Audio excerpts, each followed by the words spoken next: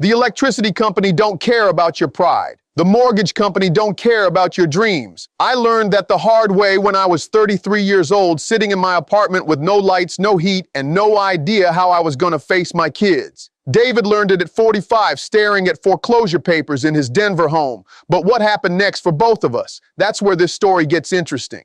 See, we live in a world that tells men we're only as good as what we can provide, that our worth is measured by our bank account, our ability to pay bills, our capacity to keep the lights on. But sometimes life has a way of stripping away everything you think makes you a man just to show you what really does. Let me take y'all back to March 1990. I'm living in this little apartment in Cleveland, chasing a comedy dream that nobody believes in, including me on most days. I'm making maybe $40 a week, sometimes nothing but free drinks and the leftover chicken from the club. My electric bill comes to $143. Now I know some of y'all spend more than that on dinner, but to me, that might as well have been $14,300. I'm counting quarters, checking couch cushions, hoping I missed a $20 bill somewhere. I call Ohio Edison, trying to sound confident like I got options.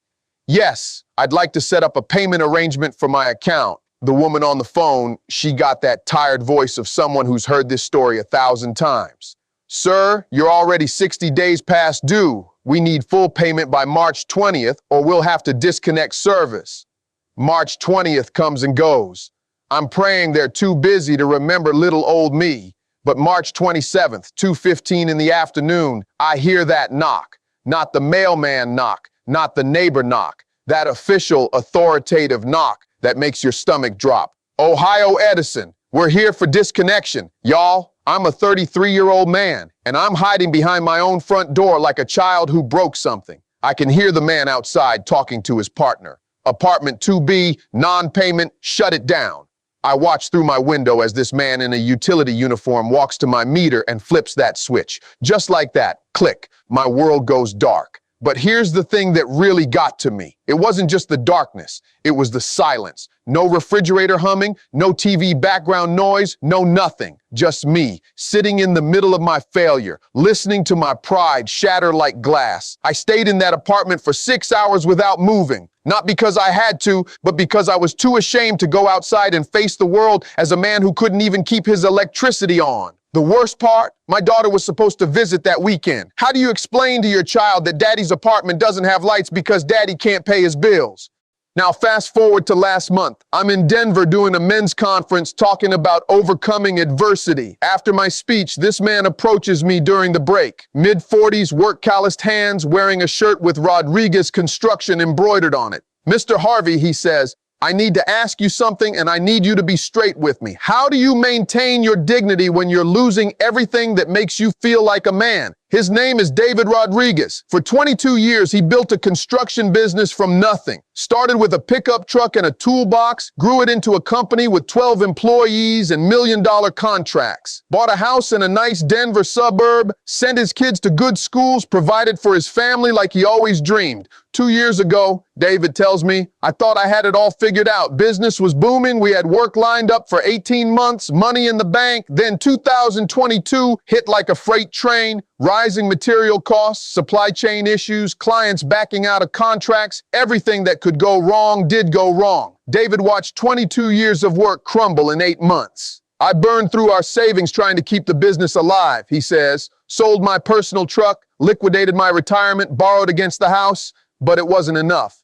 David's been fighting foreclosure for 6 months. 3 mortgage payments behind, credit cards maxed out, business account frozen. Yesterday, he got the final notice from Xcel Energy. Tomorrow morning, they're shutting off our power, he tells me. I've got 48 hours to come up with $847 or my family sits in the dark. But here's what really breaks David's heart. It's not just the money. It's the look in his 16-year-old son's eyes when he asks, Dad, are we going to be okay? It's his wife working double shifts at the hospital, trying to keep the family afloat while pretending everything's normal. Mr. Harvey, David says, his voice cracking, I spent my whole life building things. Beautiful homes, successful business, stable family, and now I can't even keep the lights on in my own house. He tells me about sitting in his truck last night, parked outside his home, watching his family through the lit windows, wondering if this might be the last night they get to live like a normal family. I keep thinking about my father, David says. He came here from Mexico with nothing,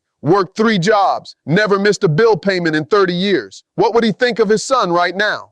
Now, let me tell you what I told David, because this is the lesson that changed my whole perspective on what it means to be a man. See, what both David and I had to learn is that there's a difference between losing your lights and losing your light. You can have your electricity shut off without having your spirit shut down. When I was sitting in that dark apartment in Cleveland, I thought my manhood was tied to my ability to pay bills. I thought being a provider meant having money in the bank. I thought being a man meant never showing weakness, never needing help, never admitting that sometimes life kicks you down. But here's what that darkness taught me. Your worth as a man isn't measured by your bank balance. Your value isn't determined by your credit score. Your manhood isn't defined by your ability to keep the utilities on. David was carrying the same burden I carried, the weight of thinking that financial struggle makes you less of a man. But what we both had to learn is that sometimes God allows you to lose everything you think makes you important so you can discover what actually does. When everything gets stripped away, the money, the status, the security, you find out what you're really made of. And both David and I discovered that we were made of stronger stuff than we thought. Y'all want to know what happened after they shut off my lights?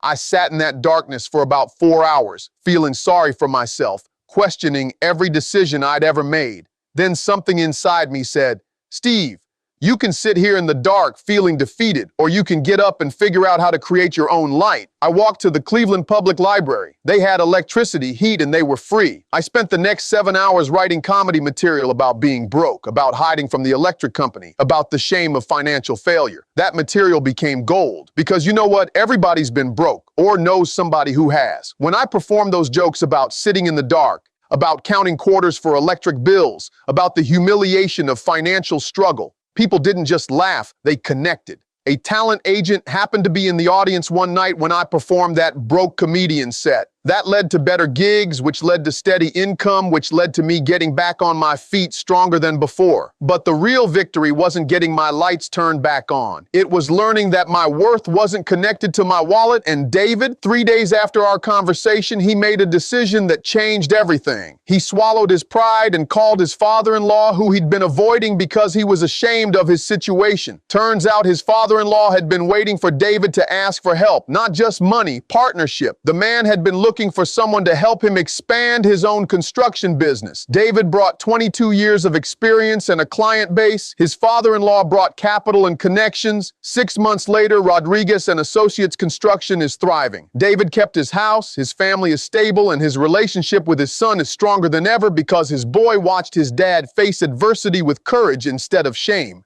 So here's your homework, especially for the men listening to this. First, stop measuring your manhood by your money.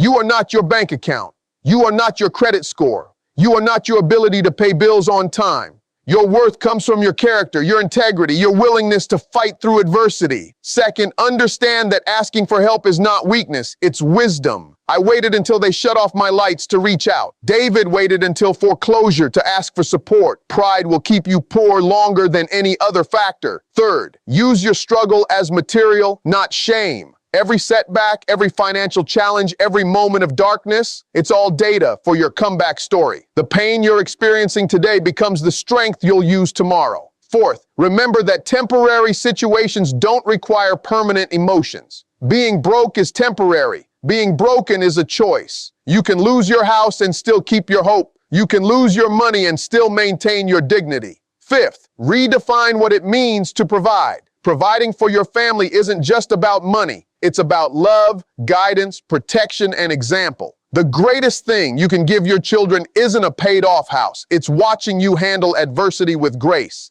If you're sitting in the dark right now, literally or figuratively, remember this. Every great comeback story starts with a setback. Every success story has chapters of struggle. The electricity company might not care about your pride, but your response to their indifference will define your character. The mortgage company might not care about your dreams, but your determination to keep dreaming will determine your destiny. David learned what I learned 30 years ago. Sometimes you have to lose everything you think makes you a man to discover what actually does. Your lights might be off, but your fire doesn't have to be out. Your power might be disconnected, but your potential is still unlimited. And remember, the same darkness that humbles you can also awaken something inside you that you never knew was there. The lights will come back on, but the strength you build in the darkness, that's permanent.